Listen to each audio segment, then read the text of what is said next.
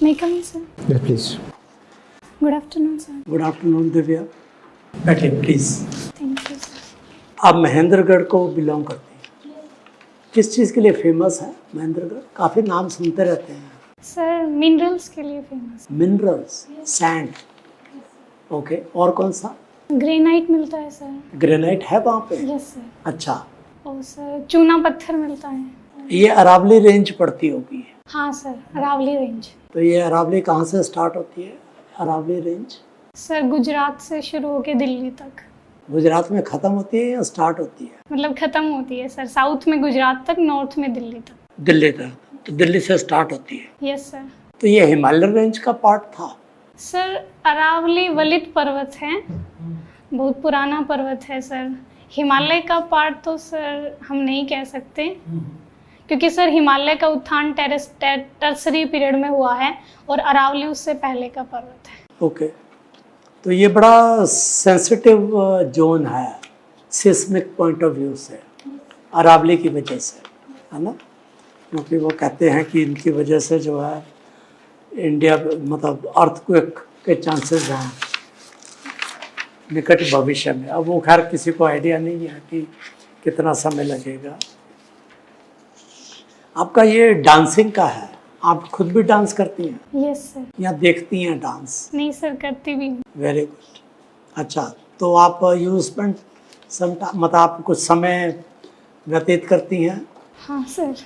अच्छा, very good. और आप मदर से बात करती हैं? Yes sir. तो वो हॉबी है आपकी? नहीं सर, वो एक्चुअली मैंने इस वे में लिखा है कि मम्मी सिंगल पेरेंट हैं, उन्होंने सपोर्ट चाहिए उन्हें। यस सर, तो मैं मम्मी को अपनी हॉबीज़ में इंक्लूड करती हूँ कि वो भी मेरे साथ अपनी बातें करें, स्ट्रेस फ्री रहें और मैं भी स्ट्रेस फ्री रहूँ। ओके। तो आप मोबाइल पे नहीं ज़्यादा बैठते? सर जब ज़रूरत होती है तब पढ़। कितना टाइम मोबाइल पे रहते? सर डेली 3-4 घंटे। 3-4? ज़्यादा नहीं है 3-4 घंटे? सर जिस टाइम ज़रूरत होती है, एग्ज़ाम्स के टाइम, तो उसी टाइम। तो आपका ट्विटर, इंस्टाग्राम, फेसबुक तीनों पे अकाउंट है? नहीं सर। ओके। तो आप सोशल मीडिया में एक्टिव नहीं है? ज़्यादा नहीं हूँ सर, बस व्हाट्सएप पे एक्टिव। अच्छा, व्हाट्सएप पे आपका ग्रुप बना हुआ है जिसमें स्टडीज़ की बातें शेयर करते हो? हाँ सर, 1-2 हैं। अच्छा, ओके। क्योंकि 3-4 घंटे बताया ना आपने। हाँ सर, वो वीडियोस देखने के लिए, एडिटोरियल एनालिसिस वगैरह। ओके, कंस्ट्रक्टिव पर्पस से है social media. Yes sir. Otherwise इसका क्या इम्पैक्ट पड़ रहा है यूथ के ऊपर सोशल मीडिया का? सर एक तो फिजिकल, जैसे स्ट्रेस होता है, नींद कम आती है, आँखों में प्रॉब्लम हो सकती है सर। और सर फिजिकली तो यही है। दूसरा सर ये है कि हम नेचर से थोड़ा अलग हो जाते हैं, सोशल मीडिया में घुसते हैं, तो फैमिली के लिए कम टाइम होता है, पेरेंट्स के लिए कम टाइम होता है। और सर पॉजिटिव इम्पैक्ट्स ये भी हैं कि हमें सर अपडेशन होता है कि हमारे आसपास क्या घटित हो रहा है, नेशनल न्यूज़, इंटरनेशनल न्यूज़, सारी हम अपने व्यूज़ रख सकते हैं सर सोशल मीडिया के माध्यम से। बट डिस्ट्रैक्शन बहुत होता है इससे। जो सबसे बड़ी प्रॉब्लम है यूथ में आज के दिन, वो डिस्ट्रैक्शन की है। फोकस नहीं हो पाते बच्चे आज के दिन जो है। बच्चों को कहने का मतलब है कि कॉलेज के जो स्टूडेंट्स हैं, जो आप जो तैयारी कर रहे हो, आप लोग जेड जनरेशन वाले हो। आपसे आगे वाली जनरेशन कौन है, मतलब जो आपसे बड़ी है? मिलीनियल जनरेशन है ना? सुना कभी मिलीनियल जनरेशन, जनरेशन जेड, अब जनरेशन वाई आ गई? हाँ, ये नई टर्मिनोलॉजी है। और उससे पहले थे बेबी बूमर्स, 60s वाले जो पैदा हुए थे। बेबी बूमर्स इसलिए कहते थे कि बच्चे ज़्यादा पैदा करते थे, वो जनरेशन। अब ये मिलीनियल जनरेशन जो है वो बिल्कुल कैरियर ओरिएंटेड, फोकस्ड एंड जो है ये। तो हर जनरेशन के अपने कुछ ना कुछ वो होते हैं, टिपिकल उनकी क्वालिटीज़ होती हैं। तो ये जो जनरेशन है मिलीनियल जनरेशन या जनरेशन जो आपकी है, वो बहुत ज़्यादा फोकस्ड है, कैरियर ओरिएंटेड है। तो कभी मौका लगे तो पढ़ना इस जनरेशन के बारे में। ये इस्लामोफोबिया क्या है? आजकल न्यूज़ में डिबेट में आजकल बात होती है। सर इस्लामोफोबिया को मेनली इस्लाम से रिलेटेड करके देखा जाता है, क्योंकि सर एक धारणा बन गई है कि इस्लाम के लोग ज़्यादा कट्टर होते हैं, तो इस्लाम को लेके जो कट्टरता है उसको लेके जो भय बना हुआ है लोगों में उसी को इस्लामोफोबिया कहा जाता है। जैसे सर आतंकवाद है, जैसे लश्कर ए तैयबा, जैसे मोहम्मद, ये सारे संगठन हैं, इनके जो सरगना है वो इस्लाम से बिलोंग करते हैं, तो इसी को इस्लामोफोबिया कहा गया है। दूसरी तरफ ये हिंदुत्व की बात होती है। अब इसका जो काउंटर पार्ट है, कोई आर्ग्यू करे तो वो ये कहेगा कि देखो ये जो है हिंदूज़ बहुत ज़्यादा एक्टिव होते जा रहे हैं, मिलिटेंट होते जा रहे हैं, एग्रेसिव होते जा रहे हैं, तो सो कॉल्ड हिंदुत्व की बात हो रही है, इस्लामोफोबिया की बात हो रही है। आपको लगता नहीं कि देश जो है वो गलत डायरेक्शन में जा रहा है?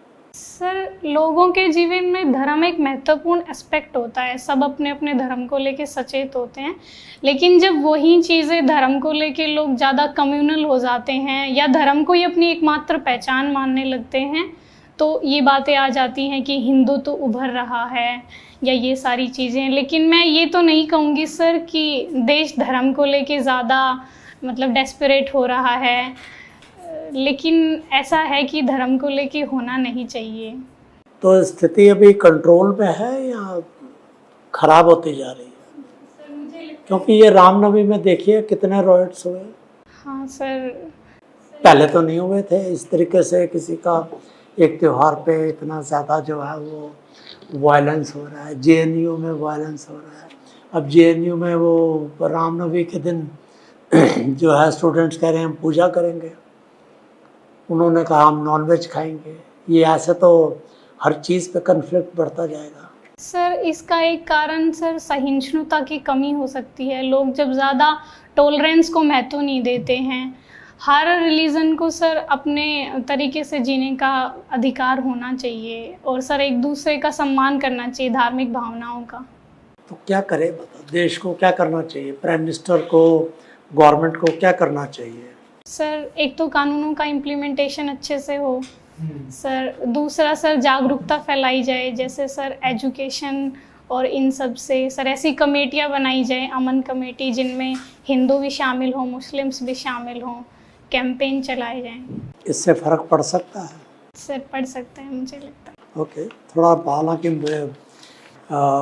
डिफ़िकल्ट है, बट आप गॉड में विश्वास करते हैं? You believe in God? Yes sir. आपको लगता है गॉड है? सर मेरा मानना है कि है। किस फॉर्म में? आप पूजा करती होंगी, मंदिर जाती होंगी? सर कभी कभी। तो आपको कैसे, मतलब क्या लगता है, ह्यूमन फॉर्म में गॉड है, कैसे है? आपने कभी सोचा होगा इस? सर मुझे ऐसा लगता है कि पावर है बस, जो सर हमें मोटिवेट करती है कि हमेशा अच्छे काम करने हैं। Okay, you believe in supreme power? Yes sir. But you don't believe in God जो कि ह्यूमन फॉर्म में है सर, जो गॉडेस फॉर्म में हो, या कोई कृष्ण या इस तरह का कोई फिगर नहीं। तो यू थिंक कि God is a some kind of a supreme power जो पूरी ह्यूमैनिटी को देखती है? ओके। ये दूसरा, ये आपका ये श्रीलंका का आजकल चल रहा है, क्यों हो गई ये अचानक इतनी प्रॉब्लम? सर इसके कई रीज़न हैं, जैसे सोशल सेक्टर्स पे भी और इकोनॉमिक सेक्टर्स पे और गवर्नमेंटल की जो पॉलिसीज़ हैं उनको लेके। सर सबसे बड़ा तो ये है कि वो डेब्ट ट्रैप में फंस गया है सर। चाइना से उसने जो कठोर शर्तों पर ब्याज लिया है, सबसे बड़ा रीज़न तो वो है। दूसरा सर गवर्नमेंट की कुछ पॉलिसीज़ हैं, जैसे उन्होंने सर एकदम से ऑर्गेनिक फार्मिंग को बढ़ाने का कदम उठाया कि हम केमिकल जो रसायन है वो खेती में यूज़ नहीं करेंगे, जिससे सर क्या हुआ, एकदम से प्रोडक्शन डाउन हो गया और उनके पास खाद्यान्न की कमी हो गई। और दूसरा सर, श्रीलंका एक सर पर्यटन आधारित अर्थव्यवस्था है और कोविड के कारण लगातार पर्यटन नहीं हुआ, जिससे उनकी इकोनॉमी और डाउन हो गई, विदेशी मुद्रा की कमी हो गई, जिससे आयात की कमी हो गई सर, इस वजह से आर्थिक संकट। तो ये प्रेसिडेंट को रिजाइन कर देना चाहिए, क्यों सीट पे बैठा हुआ है जब वो कंट्रोल नहीं कर पाया स्थिति को? सर मुझे ऐसा लगता है कि अभी जैसे श्रीलंका की कंडीशन है उसमें सभी को एक साथ मिल के और एकजुट होके कोशिश करनी चाहिए कि resignation is not a solution. तो उसको रिजाइन नहीं करना चाहिए सर। अभी तो मुझे ऐसा लगता है कि पहले स्थिति को संभालने का प्रयास किया जाना चाहिए विपक्षी दलों के साथ मिलके। सर देन जनता डिसाइड कर सकती है बाद में इलेक्शंस के टाइम। चलिए, अभी इस्लामोफोबिया की और बहुत सारी बातें हो रही थी, कम्युनल कॉन्फ्लिक्ट की बात हो रही थी। मान लीजिए आप डीएम बन जाती हैं और एक ऐसा दिन है जिसमें हिंदू धर्म का भी फेस्टिवल है और दूसरे धर्म का भी फेस्टिवल है, या दो धर्मों का फेस्टिवल है, और दोनों एक ही टाइम पर एक ही रोड पर जुलूस निकालना चाहते हैं, और आपकी जो इंटरनल रिपोर्ट है उसमें पूरी तरह से मैसेज दिया गया कि हो सकता है कि दोनों धर्मों के लोग आपस में टकरा जाएं। ये समस्या अगर आपके सामने आती तो इसका समाधान कैसे करिएगा? सर मैं दोनों धर्मों के जो मुख्य नेता हैं उनको बुला के मैं सर कोशिश करूंगी कि वो इस बात पे सहमत हो जाएं कि उनका टाइमिंग अलग अलग हो। सर एक ही रास्ते से अगर निकालना चाह रहे हैं तो टाइम हम अलग अलग दे सकते हैं, जैसे एक को सुबह की शिफ्ट में, एक को शाम के शिफ्ट में। और ना माने तो दोनों मतलब कि नहीं, हम नहीं कंप्रोमाइज करेंगे, हमारे धर्म के अनुसार वही टाइम सूट कर रहा है, एक मुहूर्त होता है शब्द, सर सेम टाइम में निकालना चाहते हैं। कह रहे हैं कि नहीं हमारा मुहूर्त जो है यही है, इसी टाइम हम निकालेंगे, तो कैसे मैनेज करिएगा? सर मैं अगर डीएम हूँ तो मेरे पास ये अथॉरिटी है कि मैं उनको चाहूँ वैसे अनुसार, मतलब अपने अनुसार उनको बता सकती हूँ कि आपको कौन सा टाइम मिलेगा। वो मुझे फोर्स नहीं कर सकते कि हमें इसी टाइम निकालना है। लेकिन सर कोशिश तो मैं यही करूँगी कि वो मान जाएं, एक मुद्दे पे आ जाएं कि हम। मान लीजिए नहीं मानते हैं तो क्या आप करिएगा? आपके पास अथॉरिटी, आपने कहा मेरे पास अथॉरिटी है, क्या करिएगा? सर मैं सबसे पहले तो कानून व्यवस्था को बनाने के लिए पुलिस बलों को हिदायत दूंगी कि ऐसा कोई भी दंगा ना हो पाए, शांति से निकाला जाए जुलूस। और दूसरा सर मैं उनके नेताओं को भी हिदायत दूंगी कि अगर किसी भी प्रकार की कोई दंगे या अव्यवस्था होती है तो इसके लिए उन्हें जिम्मेदार माना जाएगा। और सर मैं कोशिश करूंगी अपने जो वरिष्ठ हैं उनसे भी सलाह ले लूं कि कैसे मैनेज करना है चीज़ों को, और सर मैं यही कोशिश करूंगी कि शांति से निकल जाए। हिंदी आपने पढ़ा है, इंग्लिश भी पढ़ा है, हिंदी आपका ऑप्शनल है, ठीक है? तो हिंदी लिटरेचर और इंग्लिश लिटरेचर दोनों लिटरेचर हैं, दोनों में क्या समानता है और क्या अंतर है? नहीं पढ़ा है, उसमें मेंशन तो है आपको, उसमें आपने मेंशन तो किया उसमें, फिजिक्स, केमिस्ट्री, मैथ, हिंदी और इंग्लिश। अच्छा चलो, फिजिक्स, केमिस्ट्री, मैथ पढ़ा है। एक मेरा सवाल है, सिंपल सा है, पानी देखा होगा तो देख लो, पानी गीला क्यों होता है? सर क्योंकि लिक्विड फॉर्म में होता है। नहीं, लिक्विड तो उसका इंग्लिश हो गया बस। लिक्विड फॉर्म में क्यों होता है सर, आप ये बोलिए। भाई गीला क्यों होता है? सर जिस टेम्परेचर, नॉर्मल टेम्परेचर पे पानी की फॉर्म लिक्विड है तो इसलिए लिक्विड। क्यों है? सर जिस टेम्परेचर पे पानी लिक्विड होता है उस टेम्परेचर पे जो वेपराइजेशन और सब्लिमेशन की पावर्स हैं वो एक दूसरे को इक्वेट कर देती हैं, इस वजह से शायद। चलिए सोचिएगा, ठीक है?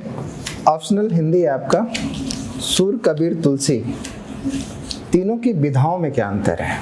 सूर, कबीर, तुलसी। सर सूर ने मुख्यतः लीला पद लिखी हैं जिनमें सर कोई प्रॉपर फॉर्मेट नहीं है, बस उन्होंने कृष्ण की जो अवतार हैं उनकी लीलाओं का वर्णन किया है। और सर कबीर ने मुख्यतः दोहे रचे हैं, बीजक में उनके दोहे भी हैं, शबद भी हैं, रमैनी भी हैं, साखी भी हैं, और उन्होंने सर निर्गुण ईश्वर के बारे में लिखा है। और सर तुलसी जी ने मुख्यतः दोहा और चौपाई के रूप में लिखा है सर, 8 चौपाइयों पर एक दोहा। मतलब उनकी जो लेखन है उसमें विधा में पूछ रहा हूँ, उन्होंने क्या लिखा ये नहीं, उनकी विधाओं में क्या अंतर है? विधा आप समझती हैं, तो उनकी विधाओं में क्या अंतर है? सूर की जो बेसिक फिलॉसफी है और कबीर की जो बेसिक दर्शन है या तुलसी का जो बेसिक दर्शन है, उसमें अंतर क्या है? सर सूर और तुलसी सगुण ईश्वर को मानते हैं और कबीर निर्गुण ईश्वर को। आप जब हिंदी साहित्य पढ़ती हैं तो समकालीन हिंदी साहित्य में अस्मिता मूलक साहित्य आता है, उसमें नारीवाद भी है। Yes sir. सिमोन द बुआ का एक स्टेटमेंट है, नारी पैदा नहीं होती बनाई जाती है। सुना है आपने? तो वो क्या कहना चाहती हैं? सर उनका बेसिकली इससे मतलब ये है कि सर जन्म के समय स्त्री और पुरुष बराबर होते हैं, लेकिन हमारे जो सामाजिक और सांस्कृतिक भेदभाव हैं उनकी वजह से स्त्री को इस प्रकार से बना दिया जाता है कि वो अपने आप को सर सेकेंडरी मानने लग जाती है। मतलब हमारी सांस्कृतिक जो प्रथाएं हैं और हमारी सामाजिक प्रथाएं हैं उनकी वजह से स्त्रियां अपने आप को सेकेंडरी मानती तो हैं। आपने हरियाणा में कुछ ऐसा फील किया वहाँ से जहाँ से आप आती हैं? सर मैंने पर्सनली तो फील नहीं किया। ऐसा माना जाता है थोड़ा सा महिलाओं को लेकर के हरियाणा जो है थोड़ा सा। हाँ सर थोड़ा सा है। तो मान लीजिए अगर आप डीएम बन जाती हैं और महिलाओं के डेवलपमेंट के लिए, ठीक है ना, कुछ प्रोग्राम चलाने हों, उनको उनका इनरिचमेंट करना हो, उनका वेलफेयर करना हो, तो क्या करिएगा आप? सर मैं सबसे पहले कोशिश करूँगी सर एजुकेशन सेक्टर में उनको आगे बढ़ने की, क्योंकि सर रूरल वुमेन्स के पास गर्ल्स के बाद बहुत कम चांस होते हैं हरियाणा में आगे बढ़ने के, क्योंकि सर वहाँ पे पैट्रियार्की जो सिस्टम है उसको लेके उसमें ऐसे है कि लड़कियों को मोटिवेट नहीं किया जाता आगे बढ़ने के लिए, पढ़ने के लिए। तो सर सबसे ज़्यादा काम एजुकेशन सेक्टर में। क्यों नहीं किया जाता? सर क्या कारण है? सरकार तो चाहती है, वहीं से कार्यक्रम की भी शुरुआत हुई, बेटी बचाओ बेटी पढ़ाओ, तो क्यों नहीं करना चाहते लोग? क्यों बिटिया को नहीं पढ़ाना चाहते हैं? सर इसके कई रीजंस है लड़कियों को। सर पैट्रियार्की तो सबसे बड़ा है ही कि मानसिकता है कि लड़कियों को लेके, और दूसरा सर मुझे लगता है डाउरी सिस्टम सबसे बड़ा रीज़न है, क्योंकि पेरेंट्स को बचपन से ये हो जाता है कि बेटी की शादी में खर्च करना है, तो वो नहीं चाहते कि पढ़ाई लिखाई पे खर्च हो। ये दूसरा रीज़न है। और तीसरा सर मुझे लगता है सिक्योरिटी कंसर्न्स भी होते हैं पेरेंट्स के कि लड़की बाहर जाएगी तो उसकी सेफ्टी का ख्याल रखना तो है। जब तक इन समस्याओं का समाधान नहीं होगा आप शिक्षा देके क्या कर लीजिएगा? सर अगर मैं एजुकेशन सेक्टर पे काम करूंगी तो मुझे लगता है अगर गर्ल इंडिपेंडेंट हैं तो वो डाउरी के खिलाफ भी बोल सकती हैं। इकोनॉमिकली इंडिपेंडेंसी मुझे सर सबसे ज़्यादा महत्वपूर्ण लगती है। आप सिंगिंग भी करती हैं? Yes sir. क्या गाती हैं? गजल? नहीं sir, normal song sir, casually. Okay, thank you. Supreme court में एक केस आया हुआ था। वह केस था प्रमोशन में रिजर्वेशन को लेकर के, और उसमें सुप्रीम कोर्ट ने कहा है कि इसके लिए क्वांटिफिएबल डेटा हमारे पास होना चाहिए। तो क्या आपको लगता है कि भारत जैसे देश में जहां हम रिजर्वेशन देते आ रहे हैं सिस्टम से के तहत, तो क्या प्रमोशन में भी रिजर्वेशन देना चाहिए? सर रिजर्वेशन मेनली जो सर बैकवर्ड हैं सोशली और एजुकेशनली उनको दिया जाता है। तो अगर सर रिजर्वेशन में हमें ऐसा लग रहा है कि हमारे पास डाटा है, तो सर मुझे लगता है कि रिजर्वेशन में भी सर योग्यता तो देखनी ही चाहिए। यहाँ प्रमोशन में रिजर्वेशन की बात हो रही है। क्या प्रमोशन में रिजर्वेशन देना चाहिए? जैसे सपोज दैट आप सिलेक्शन ले लेती हैं, आपका जब प्रमोशन की बारी आपकी आती है तो आप ही के साथ और एक जो कैंडिडेट है वो सेलेक्ट हुआ है, लेकिन ड्यू टू कि वह किसी बैकवर्ड कम्युनिटी से है या किसी ऑर्डिनरी क्लास से है, वहाँ उसको आपसे पहले रिजर्वेशन मिल जाए, वह प्रमोशन में उसको रिजर्वेशन मिल जाए, वो आपसे पहले सीनियर स्केल पे चला जाए, तो क्या ये प्रतिभा का घुटना नहीं हुआ? मैं वो पूछ रहा हूँ कि क्या आपको लगता है कि प्रमोशन में, प्रोन्नति में आरक्षण दिया जाना चाहिए? सर मेरा पर्सनली व्यू तो यही है कि प्रमोशन में आरक्षण नहीं दिया जाना चाहिए, क्योंकि सर योग्यता आधारित प्रमोशन होना चाहिए, ताकि सर एडमिनिस्ट्रेशन में जो अधिकारी हैं उनके पास एक मोटिवेशन रहे कि अगर हम काम अच्छा करेंगे तो मेरिटोक्रेसी चलेगी, मेरिट बेस्ड प्रमोशन होंगे। लेकिन सर इसमें एक एस्पेक्ट ये है कि जो सर प्रशासन में जो बैकवर्ड सेक्शन से लोग होते हैं, रिजर्वेशन से आते हैं, उनके साथ सर कोई डिस्क्रिमिनेशन नहीं होना चाहिए। उनको पूरा अधिकार मिलना चाहिए कि वो अपनी मेरिट्स अच्छे से दिखा सके। लेकिन सर प्रमोशन में रिजर्वेशन में नहीं मानती। अच्छा, महिला एवं बाल विकास मंत्रालय के द्वारा पोषण मिशन पोषण 2.0 स्टार्ट किया गया, कुछ जानती हैं इसके विषय में? क्या है सर? जो प्रेग्नेंट वुमेन्स हैं उनके लिए सर आंगनबाड़ी से दूध और सर जो न्यूट्रिएंट्स होते हैं उनकी सप्लाई करना, और सर बिलो 6 इयर्स जो बच्चे हैं उनके लिए न्यूट्रिशन की सप्लाई करना। तो मैंने आपके डैफ में देखा है कि आप हाउस कैप्टन थे नीलगिरी हाउस, ठीक है। तो नीलगिरी हिल्स के विषय में आप कुछ जानती हैं? ये सर कुछ कहाँ है सर? तमिलनाडु में। इसका क्या स्पेसिफिक फीचर क्या है नीलगिरी हिल्स का, कुछ विशेषता है? सर एक तो ये ट्राई जंक्शन पे है, कर्नाटक, केरला और तमिलनाडु के ट्राई जंक्शन पे है। और सर इसका सर सबसे जो हाईएस्ट पीक है वो डोडा बेटा है। और सर यहाँ पे सर ट्राइबल कम्युनिटीज़ बहुत ज़्यादा मिलती हैं। कौन से ट्राइबल पाई जाती है यहाँ? जैसे सर टोडाज है, कोटाज है, कुट्टू नायक्स है। अच्छा, अभी अगर आप देखिए तो यूक्रेन क्राइसिस चल रहा है, ठीक है। और हमारे यहाँ क्या है कि पेट्रोलियम प्रोडक्ट को लेकर के देखिए कीमतें बढ़ती जा रही हैं। आप बता सकते हैं कि यूक्रेन क्राइसिस का भारत की एनर्जी सेक्टर पे क्या इम्पैक्ट पड़ रहा है, और इससे जो समस्याएं आ रही हैं उसको आप कैसे सॉल्व कीजिएगा? एनर्जी सेक्टर में जो क्राइसिस आ रही है उसको कैसे आप सॉल्व कीजिएगा? सर भारत रशिया से सर हाइड्रोकार्बन्स इंपोर्ट करता है, लेकिन सर 1% से कम इंपोर्ट करता है। एनर्जी क्राइसिस ये है कि सर फ्यूल के प्राइसेस बढ़ रहे हैं जिसकी वजह से इन्फ्लेशन हो रहा है, ये हमारा क्राइसिस है। और सर इसको कैसे सुधार सकते हैं? सर इसका एक तो सॉल्यूशन ये हो सकता है कि हम अपने एनर्जी सप्लाईज को डाइवर्सिफाई कर लें। दूसरा सर हम रिन्यूएबल सोर्सेज पे ज़्यादा, जैसे solar energy, India sir rich है सोलर पावर में, तो हम सोलर एनर्जी, विंड एनर्जी का उपयोग कर सकते हैं। और सर हम अपने भारत में भी ऐसे क्षेत्र खोज सकते हैं जो सर हमारे लिए इकोनॉमिकली फिजिबल हों और हमारी एनर्जी सिक्योरिटीज़ को पूरा कर सके। रिसर्च एंड डेवलपमेंट में सर इन्वेस्टमेंट। अच्छा, कुछ दिन पहले हिजाब का विवाद बड़ा चर्चा में रहा हमारे देश में, सुप्रीम कोर्ट ने उसमें ऑर्डर भी रिलीज़ किया। तो आपको क्या लगता है कि क्या शिक्षण संस्थानों में हर एक अगर धर्म वाले को उनकी मान्यता के हिसाब से छूट दे दी जाए तो भारत का जो वो क्या कहते हैं कि जो देश है, जो सोशल फैब्रिक है, क्या वह टूटेगा नहीं? सर संविधान में आर्टिकल 25 से 28 तक धार्मिक स्वतंत्रता का अधिकार दिया गया है और भारत में सर सार्वजनिक स्थानों पर अपने सर धार्मिक चिन्ह उपयोग करने की अनुमति भी है, जैसे सिखों में पगड़ी का। लेकिन सर शैक्षणिक संस्थानों में यूनिफॉर्मिटी के लिए जो यूनिफॉर्म्स बनाई गई हैं और जो ऐसे हिजाब ये सरकार बैन करती है, इसीलिए है कि सर एक अलग सा ना दिखिए और सभी बच्चों के बीच में यूनिफॉर्मिटी रहे। तो सर मुझे ऐसा लगता है कि हर धर्म को अपनी स्वतंत्रता मिलनी चाहिए, अपने धार्मिक कपड़े, अपनी पहचान बनाई रखनी चाहिए। लेकिन सर शैक्षणिक संस्थानों में मैं गवर्नमेंट और हाई कोर्ट के इस फैसले के साथ हूँ कि शैक्षणिक संस्थानों में सर हिजाब का यूज़ ना हो। लास्ट प्रश्न मिला, अभी रिसेंटली एक केस आया हुआ है जिसमें माइनॉरिटीज़ को फिर से डिफाइन करने की डिमांड की गई है। अल्पसंख्यकों को पुनः परिभाषित करने या उनके दर्जा में बदलाव लाने के लिए यह मांग अभी न्यायपालिका के समक्ष रखी गई है। आपको क्या लगता है, क्या भारत में अल्पसंख्यकों को पुनः परिभाषित किए जाने की आवश्यकता है? सर ये मांग इसलिए उठी है क्योंकि कई क्षेत्र ऐसे हैं जहां मुस्लिम माइनॉरिटीज़ हैं या जैन सिख हैं, लेकिन कई ऐसे भी सर स्थान हैं जहां हिंदू भी माइनॉरिटीज़ में हैं। शायद इसी वजह से ये मांग उठी है कि सर माइनॉरिटीज़ को पुनर्परिभाषित किया जाए। और सर मुझे नहीं लगता कि माइनॉरिटीज़ को पुनर्परिभाषित करने से भारत के डाइवर्सिफाई में कोई कमी आ सकती है। तो सर एडिक्वेट डाटा के लिए या फिर पॉलिसीज़ को अच्छे से इम्प्लीमेंट करने के लिए अगर माइनॉरिटीज़ को सर पुनर्परिभाषित किया जाए तो सर मैं पक्ष में। मैं 3-4 अलग अलग आयामों से आपसे क्वेश्चन पूछूंगा।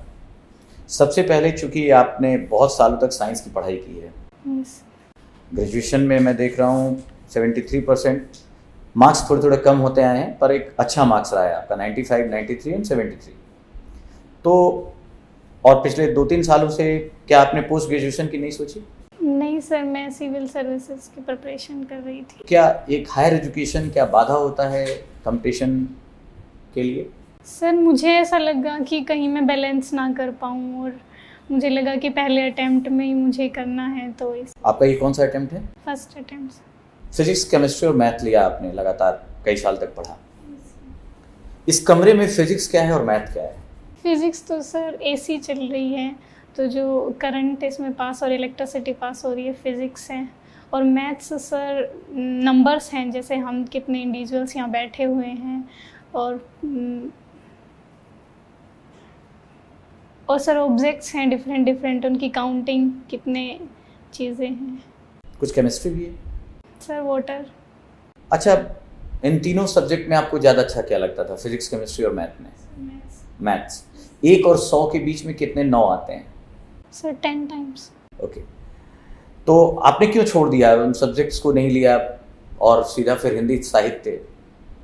एक जंप दिखता है सीधा साहित्य की ओर आना, और भी सब्जेक्ट थे। सर मेरा जनरल इंटरेस्ट रहा है हिंदी साहित्य में, पढ़ना अच्छा लगता है, इस वजह से लिया। क्या पढ़ा आपने साहित्य अपने सिलेबस के अलावा? कैसे पता चला इंटरेस्ट है आपका? सर मैंने सिलेबस की बुक्स उठाई थी जो इसमें उपन्यास हैं, और सर दूसरा रीज़न ये भी था कि मैंने जब सिलेबस देखा तो मुझे लगा कि छोटा सिलेबस है, और ये मेरे सर रियलिस्टिक रीज़न रहे हैं हिंदी साहित्य को लेकर। दूसरे एरिया में आते हैं, आप महेंद्रगढ़ से हैं। महेंद्रगढ़ क्या सेक्स रेशियो है वहाँ पे? सर 879। 879 है? Yes sir. कि 895 है? हाँ सर, सॉरी सर, वो हरियाणा का 895। 895 है, और इसका मतलब है कि अनुकूल नहीं है, प्रतिकूल है? Yes sir. क्यों? आपके हरियाणा में इन जनरल जब हम शुरू से भी देखते हैं किसी भी डेकेड में, खासकर 2000 के शुरुआत करते हैं, तो कई जगह अच्छा भी हुआ। सर ने एक क्वेश्चन पूछा था कि हमने बड़े प्रमोशनल प्रोग्राम वहाँ से शुरू किए, बेटी बचाओ बेटी पढ़ाओ और क्या क्या, लेकिन महेंद्रगढ़ डिस्ट्रिक्ट के लिए पार्टिकुलर मैं पूछ रहा हूँ कि आखिर 895 ये तो एक सेमफुल वो है, क्यों ऐसा है? क्या वही सेम सिचुएशन जो उन्होंने कहा था, या कुछ चेंज करेंगी? महेंद्रगढ़ पार्टिकुलर कि सेक्स रेशियो वहाँ क्यों कम है? सर जो हरियाणा में नॉर्मल रीजंस होते हैं वो तो हैं ही, इसके साथ सर ये है कि महेंद्रगढ़ में ट्रांसपोर्ट फैसिलिटीज़ भी हैं, इस वजह से जो सर सेक्स सेलेक्टिव अबॉर्शन होते हैं वो ज़्यादा हुए हैं इस वजह से। लेकिन सर हाल में उसमें सुधार हो रहा है, जैसे हरियाणा गवर्नमेंट ने बहुत टाइट सर कानून इम्प्लीमेंट किए हैं कि लाइसेंस कैंसिल हो जाएगा, या सर अवेयरनेस के लिए भी इसी उसमें सेक्स रेशियो में एक नई उम्मीद जगी है हरियाणा में, क्या समझ पा रही क्या? सर वो चाइल्ड सेक्स रेशियो। क्या पहुंचा है वो? सर 932। अच्छा, एक मान लो तुम अपने ही जिले की डीएम बन जाती हो, एक ऐसी सिचुएशन आती है और आपको बना दिया जाता है, चूंकि आपने समझा है ना, और आपको ये फीमेल फोर्टिसाइड को रोकना है, बड़े आराम से सोचते हुए, चूंकि तुम उन परिस्थितियों से गुजरी, और मैं देख रहा हूँ कि आपके फादर डिसीज कर गए, आपकी मदर ने, और इसीलिए आपने मदर के साथ अपनी बात को हॉबी में भी रखा है, तो एक इमोशन भी है आपके साथ, महिलाओं को समझने का और थोड़ा सीनियर्स के साथ भी बात करने का। बहुत आराम से सोचते हुए मुझे 3 स्टेप बताइए कि फीमेल फोर्टिसाइड को कैसे रोकेंगी। आपको पता चलता है यही हालात है महेंद्रगढ़ में, वो और कम हो रहा है, 860 तक आ गया है, तो कैसे इसे बढ़ाएंगे? सर स्पेसिफिकली फिटिसाइड को रोकना है सर, सबसे पहला स्टेप तो मैं यही करूँगी सर, कानूनों का सर टाइट इम्प्लीमेंटेशन करना है। जो भी सर डॉक्टर्स इसमें लिप्त पाए जाते हैं या कहीं भी ऐसा होता है तो मैं सर डायरेक्टली लाइसेंस कैंसिल कर दूंगी। पहला स्टेप तो यही। कुछ कानून जानती हैं आप इसके लिए क्या है अभी? Sir PCPNDT। बोलिए। और सर MTP एक्ट। और अगला स्टेप? और सर दूसरा मैं कोशिश करूंगी कि सर जो पंचायती राज इंस्टीट्यूशंस हैं उनकी हेल्प लूँ, विजिलेंस सेल बनाऊँ ऐसी, जो इन्फॉर्मर्स हैं उनको इंसेंटिव्स दूँ ताकि मेरे तक सर सारी जानकारी पहुंच जाए। और सर तीसरा मैं अवेयरनेस कैंपेन चलाऊंगी कि सर जैसे अगर किसी गर्ल चाइल्ड का बोर्न होता है तो मैं उसे सर, जैसे सुकन्या समृद्धि योजना है, मैं सर कोशिश करूंगी कि अपने ग्राउंड लेवल पे ऐसा कोई फंड बनाऊं जिससे अगर कोई गर्ल चाइल्ड बोर्न होती है तो उसके एजुकेशन के लिए उसमें से कुछ फंड दे सकूँ। एक वुमेन सेफ्टी का भी विषय बड़ा और फिर बहुत तेजी से चर्चा में आ रहा है। हमने बहुत सारे कानून बनाए, सबसे ज़्यादा कानून उसी पे हैं, लेकिन इसके बावजूद वुमेन सेफ्टी को लेकर बहुत बेहतर प्रोस्पेक्टिव नहीं है इंडिया में। इसको कैसे और बेहतर किया जा सकता है हरियाणा के कंसर्न में? सर लॉन्ग टर्म में तो हम यही कर सकते हैं कि सर लगातार एजुकेशन कैंपेन्स के हिसाब से जो सर पैट्रियार्कल मानसिकता है उसको कम करेंगे सर लॉन्ग टर्म में सर।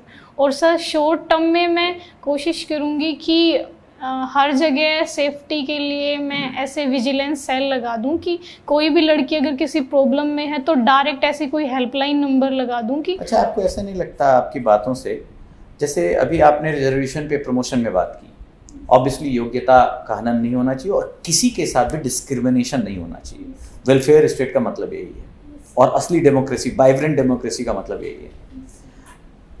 आपको ऐसा नहीं लगता कि महिलाओं को हम ज़रूरत से ज़्यादा जो अधिकार देते जा रहे हैं, कहीं पुरुष तो नहीं पीछे हट रहे हैं? मैं इस मूवमेंट पे आता हूँ, एक मूवमेंट था मी टू, सुना उसके बारे में? अब हुआ क्या कि 20 साल पहले, 17 साल पहले जो घटनाएं हुई उस पर भी लोग आके बोलने लगे, और दूसरी चीज़ जब बाद में देखा गया तो उसमें करीबन 70% के आसपास चीज़ें जो फेक पाई गई। तो मुझे लगता है ये न्याय है या एक सेंसिटाइजेशन ऑफ द सब्जेक्ट है केवल? सर मैं ऐसा तो नहीं कहूँगी कि हम महिलाओं को ज़्यादा अधिकार दे रहे हैं, क्योंकि सर लंबे समय से उन्हें सर सेकेंडरी माना गया है। तो मेरा सर इस पर स्ट्रॉन्ग पॉइंट यही है कि लगातार महिलाओं को सर हमें अपग्रेड करना चाहिए। लेकिन सर हाँ, एक इसका ये पक्ष हो सकता है कि जैसे मीटू में 70% फेक हुए, कि महिलाओं को सर खुद भी हमें इस चीज़ के लिए जागरूक करना होगा कि जो चीज़ें उनकी सेफ्टी के लिए बनी हैं, उनकी इम्पोर्टेंस के लिए बनी है, उनका गलत इस्तेमाल ना हो। और अगर ऐसा कहीं इस्तेमाल होता है तो हम कोशिश पूरी करें कि पुरुषों को भी न्याय मिले और ऐसी महिलाओं को सर कानून के अनुसार। जैसे मी टू कैंपेन है, ये वेस्टर्न वर्ल्ड से उठा, हम उसके फॉलोअर बन गए, तो ऐसा लगता है कि ये वास्तव में जो भारतीय महिलाओं की आवाज़ थी वो नहीं थी। एक्चुअली एक पॉपुलर कैंपेन शुरू हुआ और हम उसके एक तरह से फॉलोअर बन गए। इस पे आपका क्या कहना है? हाँ सर, कहीं कहीं इसका ये पक्ष हो सकता है कि सर वेस्टर्न से शुरू हुआ और सर इलीट फेमिनिज्म जो चीज़ें हैं उनको लेके ये ज़्यादा है। भारतीय महिलाओं की जो सर मुख्यतः जो चीज़ें हैं वो एजुकेशन को लेके हैं। और लेकिन सर मैं ये नहीं कहूँगी कि हम एकदम से फॉलोवर बन गए। हमारी कंडीशंस भी ऐसी हैं जिसमें मीटू की ज़रूरत है, महिलाएं खुल के अपनी बातें बोल सके। तो सर एक मीटू को हम अपने अकॉर्डिंग। एसएचजीज के बारे में जानती हैं? Yes sir. एसएचजीज कैसे वुमेन एम्पावरमेंट को बढ़ावा दे रहे हैं, और 2 फेमस एसएचजीज के नाम बताइए। सर फेमस एसएचजी तो केरल में कुटुम्बश्री महिलाओं का ही है सर। सर दूसरा मैं रिकॉल नहीं कर पा रही हूँ नेम, लेकिन सर एसएचजी वुमेन्स को एम्पावरमेंट करते हैं। जैसे पहला तो सर सार्वजनिक क्षेत्र में उनकी भागीदारी बढ़ती है, और दूसरा सर इकोनॉमिकली जो इंडिपेंडेंसी है वो कहीं उन्हें अपने निर्णय खुद लेने के लिए मजबूर करती है, मतलब एम्पावर करती है कि वो अपने अगर इकोनॉमिकली इंडिपेंडेंट है तो अपने निर्णय खुद लें। और दूसरा सर जब सभी महिलाएं एक साथ सार्वजनिक मंच पर इकट्ठा होती है तो वो आपस में अपनी जो कंसर्न्स हैं, अपने मुद्दे हैं, उनको सर बात कर सकती हैं, तो एक तरह से उनमें अवेयरनेस आती है। तो सर इकोनॉमिकली भी, सोशली भी वो ये महिलाओं को एम्पावरमेंट। अच्छा, कई बार कहा जाता है कि हमने बहुत सारे इशू कर लिए, अब एक महिला वुमेन रिजर्वेशन बिल का मुद्दा अटका हुआ है, और वुमेन रिजर्वेशन बिल पास हो जाए तो महिलाएं एम्पावर्ड हो जाएंगी। क्या लगता है कि वुमेन रिजर्वेशन बिल एक गेम चेंजर साबित होगा? सर मेरा पर्सनल व्यू तो यही है कि वुमेन रिजर्वेशन बिल पास हो जाना चाहिए महिलाओं को। सर जैसे पंचायती राज इंस्टीट्यूशन में भी हमने 33% दिया है, और हरियाणा तो उसने तो सर 50% तक। तो सर मुझे लगता है वुमेन्स को एम्पावर करने का एक पक्ष हो सकता है। लेकिन सर मैं ये भी कहना चाहूँगी कि सर वुमेन्स को अगर पार्टीज़ में अगर रिजर्वेशन मिल जाए तो एक ज़्यादा बेहतर होएगा, क्योंकि सर मोस्टली जो पार्टीज़ होती हैं वो अपने टिकट्स वुमेन्स को नहीं देती हैं। अच्छा, फेमिनाइजेशन ऑफ इकोनॉमी क्या होता है? हम बहुत जोर देने वाले हैं। आपको याद होगा सर्वे का कलर हम अलग अलग करते जा रहे हैं, और 19-20 का जो सर्वे आया था उसका कलर पिंक था। हमने शुरुआत वहीं से की, और उसके बाद एक चर्चा चल रही है फेमिनाइजेशन ऑफ इकोनॉमी की। ये ज़्यादा ज़रूरी है या रिजर्वेशन जो बिल हम ला रहे हैं पार्लियामेंट में वो ज़्यादा ज़रूरी है? और ये क्या है फेमिनाइजेशन ऑफ इकोनॉमी, और कौन सा, आप अगर इन दोनों में चयन का मौका मिले तो किसे चुनेंगे? सर फेमिनाइजेशन ऑफ इकोनॉमी का मतलब है कि हमारी इकोनॉमी में महिलाओं की ज़्यादा भागीदारी हो, उनकी वजह से हमारी जीडीपी आगे बढ़े, हमारी इकोनॉमी आगे बढ़े। और सर इन दोनों में से अगर मुझे चयन का मौका मिलता है तो मैं फेमिनाइजेशन ऑफ इकोनॉमी चुनूंगी, क्योंकि सर रिजर्वेशन में हम महिलाओं को रिजर्व करके उन्हें आगे बढ़ाने का प्रयास कर रहे हैं, लेकिन सर फेमिनाइजेशन में हम उन्हें एम्पावर करके आगे बढ़ाने का कर। अच्छा दिव्या, मान लो तुमने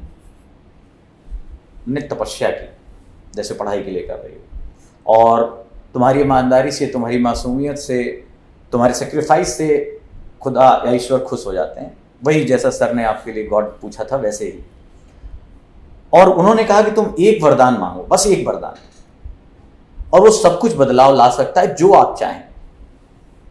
बेसिकली महिलाओं के जीवन में आप बदलाव, चूंकि आपसे बात में लग रहा है कि आप वास्तव में बदलाव लाना चाहती हैं। कोई एक वरदान जो मांगोगी वो ईश्वर देने वाला है, जो महिलाओं के जीवन में व्यापक सुधार ला सके। क्या मांगोगी ईश्वर से?